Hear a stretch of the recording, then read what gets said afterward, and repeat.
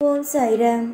என் அன்பு செல்லமே, என்னுடைய அழகான தங்கமே, வாழ்வில் நீ சந்தித்த அத்தனை விதமான பிரச்சனைகளும் என்னென்ன ஏது என்பது எனக்கு தெரியும். வெளியில் இருப்பவர்களுக்கு வேண்டுமான ஒன்றுமே தெரியாமல் இருக்கலாம். ஆனால் உன்னுடைய மனதுக்குள்ளும் இருந்து கொண்டு, உன்னுடைய வெளியில் நிழலாகவும் இருந்து கொண்டு எனக்கு எதுவுமே தெரியாது என்று சொல்வதெல்லாம் மிகப்பெரிய ஒரு பொய்யாக மாறிவிடும். உன்னுடைய மனதை உன் குடும்பத்தில் இருப்பவர்களும் புரிந்து கொள்ளவில்லை, உன்னுடைய தெய்வமும் புரிந்து கொள்ளவில்லை என்று மிகப்பெரிய ஒரு மன உளைச்சல் உன்னிடம் இருக்கிறது. என்னிடம் நீ சொல்லி புலம்பும் விஷயமே இதுதான். உறவுகள் புரிந்து கொள்ளவில்லை. பரவாயில்லை, அவர்கள் யார் என்று எனக்கு தெரியாது, என்னை யார் என்று அவர்களுக்கு தெரியாது. என்னுடைய வீட்டில் இருப்பவர்களை புரிந்து கொள்வது கிடையாது. என்ன நடக்கிறது, ஏது நடக்கிறது, என்ன விஷயம் நடக்கிறது என்பதும் எனக்கு புரியவே இல்லை. என்னுடைய வீட்டில் இருப்பவர்களாவது என்னுடைய சூழ்நிலைகள் அத்தனையும் புரிந்து கொள்வார்கள் என்று நம்பினேன். ஆனால் அவர்களும் என்னை புரிந்து கொள்ளவில்லை. சரி, அவர்கள்தான் புரிந்து கொள்ளவில்லை, போகட்டும். நாம் வணங்கும் தெய்வமாவது நம்மை புரிந்து கொள்ளும் என்று நம்பி காத்திருந்தேன்.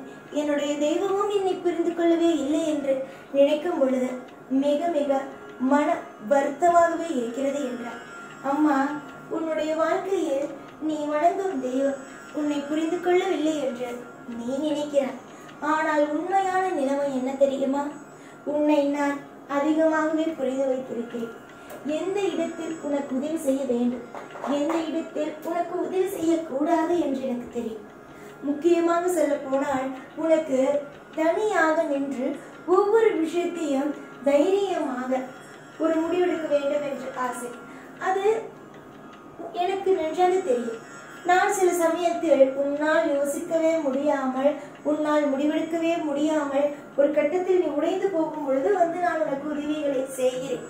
ஆனால் அதுவே நன்றாக ஒன்று தெரிந்து கொள், சாதாரணமாக ஒரு கஷ்டம் இப்பொழுதுதான் ஆரம்பிக்கிறது.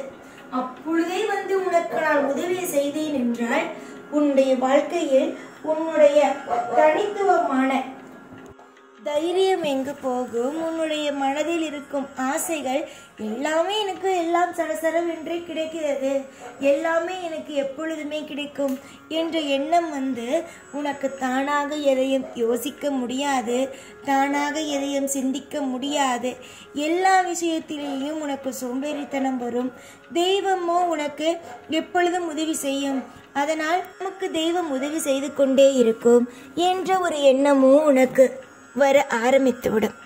அதனால்தான் உன்னால் முடியவே இல்லை, என்னால் இதை சமாளிக்கவே முடியவில்லை என்று நீ எதை சொல்கிறாயோ அந்த விஷயத்தில் மட்டும் நான் உனக்கு வந்து உதவிகளை செய்கிறேன்.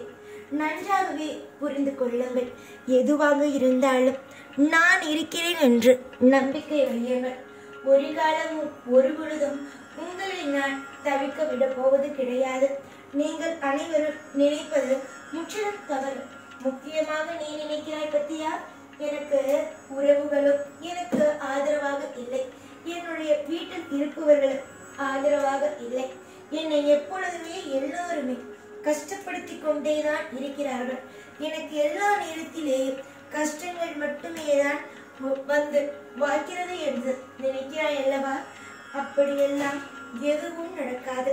நீ எதற்காக கஷ்டம் வரும் என்று நினைக்கிறாய்? நான் உனக்காக இருக்கிறேன். உன்னை சில சமயத்தில் நான் ஒரு விஷயத்தை செய் என்று சொல்லிவிட்டு அமைதியாக இருக்கிறேன் என்றால் அதற்கும் காரணங்கள் உண்டு. எல்லா விஷயத்திற்கும் என்னிடம் மருந்தும் உண்டு. காயத்தை கொடுக்கும் நான் உனக்கு மருந்தையும் கொடுப்பேன்.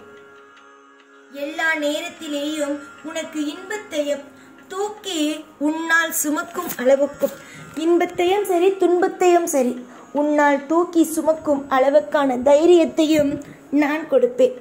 உன்னுடைய வாழ்க்கையில் சிலர் சில விதமாக உன்னை பேசி காயப்படுத்தி விட்டார்கள். அந்த காயத்திற்கு மருந்தாக நான் தான் உனக்கு அனைத்து விதமான நல்லதுகளையும் செய்ய வேண்டும். நீ உன் குடும்பம் புரிந்து கொள்ளவில்லை, உன் உறவுகள் புரிந்து கொள்ளவில்லை, தெய்வங்கள் புரிந்து கொள்ளவில்லை என்று நினைத்து வருந்துவதெல்லாம் விட நமக்காக தெய்வம் இருக்கிறது என்று நம்பு. நீ எந்த அளவுக்கு நீ தெய்வத்தின் மீது நம்பிக்கை வைக்கிறாயோ அந்த அளவுக்கு உன்னுடைய வாழ்வில் நீ மிகப்பெரிய திருப்தியை அடைவாய். யோசிப்பது நிறைய நல்ல விஷயங்கள் இருக்கிறது. யோசிப்பதற்கு நல்ல விஷயத்தை நீ யோசிக்கலாம். உன்னுடைய ஆசைகள், உன்னுடைய கோரிக்கைகள் எல்லாவற்றுக்கும் நானும் செவிசாய்த்து விட்டேன். இனி எல்லாமே நல்லதாகவே நடக்கும். ஒரு இடத்தில் கூட உன்னுடைய வாழ்க்கையில் நான் இனிமேல் தோல்விகள் என்ற ஒன்றை வந்து திணிக்க மாட்டேன். எந்த அளவுக்கு உன்னுடைய வாழ்வில் சந்தோஷத்தை என்னால் அதிகப்படுத்தி கொடுக்க முடியுமோ அந்த அளவுக்கு நான் உன்னுடைய வாழ்க்கையில் அதிகமாக நிறைய விஷயங்களை அதிகப்படுத்தியே கொடுப்பேன். இன்றைய நாள் உன்னுடைய வாழ்வில் நீ அதிகமாகவே பல துன்பத்தையும் மன உளைச்சல்களையும் நீ சம்பாதித்திருக்கலாம். ஆனால் நாளைய நாள் இன்பங்கள், ஐஸ்வர்யங்கள் என்ற இதை மட்டுமே நீ உன் வாழ்க்கையில் காண்பாய் என்பதில் எந்த ஒரு மாற்றமும் கிடையாது. நிறைய சந்தோஷங்களோடு வாழப்போகும் உனக்கு ஆரம்ப காலத்தில் எல்லாமே உனக்கு கஷ்டமாகத்தான் இருக்கும். அதாவது ஒரு மனிதனுக்கு ஆரம்ப காலத்தில் சந்தோஷம் என்று ஒன்று இருக்கிறது என்றால் அவனுடைய வாழ்க்கையில் கொஞ்சம் கொஞ்சமாக கஷ்டத்தை அவன் பார்க்க ஆரம்பிப்பான். அதற்கு காரணம் சந்தோஷம் வந்ததற்கு பிறகு கர்ம வினையோ துவங்குகிறது என்ற அர்த்தம். அதுவே வாழ்வில் ஒருவன் சிறு வயதில் கஷ்டப்படுகிறான்.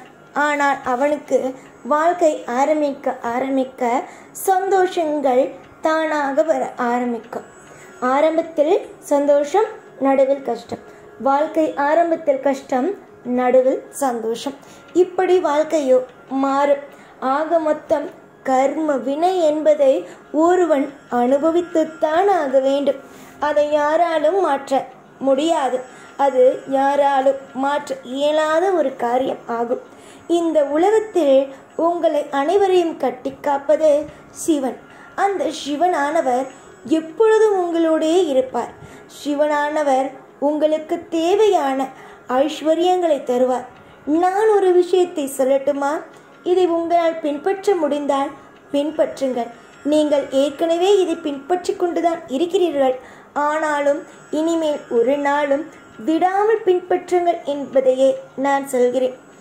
நீங்கள் வெளியில் கிளம்பினாலோ இல்லை உங்களுடைய வீட்டில் நீங்கள் இருந்தாலும், வெளியில் கிளம்பும் சூழ்நிலை வரும் பொழுதும் சரி, வீட்டில் இருக்கும் பொழுதும் சரி, உங்களை நீங்கள் நன்றாகவே குளித்து முடித்து சாமியை வணங்கிவிட்டு மறக்காமல் விபூதியை என்றும் எப்பொழுதும் உங்கள் நெற்றியில் வைத்துக் கொள்ளுங்கள். விபூதி என்பது சாதாரணமான ஒரு விஷயம் அல்ல. அது செல்வத்திற்கு நிகரான ஒன்று. அதை எவ்வளவுக்கு எவ்வளவு உங்கள் நெற்றியில் நீங்கள் இடுகிறீர்களோ அந்த அளவுக்கு உங்களுடைய வாழ்வில் நீங்கள் செல்வத்தை அடைகிறீர்கள். இது நிறைய பேர் பின்பற்றிதான் வருகிறார்கள். ஆனால் ஒரு நாளும் ஒரு பொழுதும் இதை விட்டு விடாதீர்கள் என்கின்றேன்.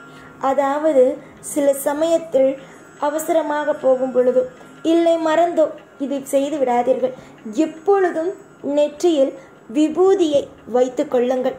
உங்களுடைய செல்வத்தை உயர்த்தும், உங்களுக்கு ஐஸ்வர்யங்களை கொண்டு வரும், எல்லா நேரத்திலும் உங்களுக்கு ஒரு உதவியாக இருக்கும். நன்மைகள் நடக்கட்டும், ஐஸ்வர்யங்கள் உங்களுக்காக கிடைக்கட்டும்.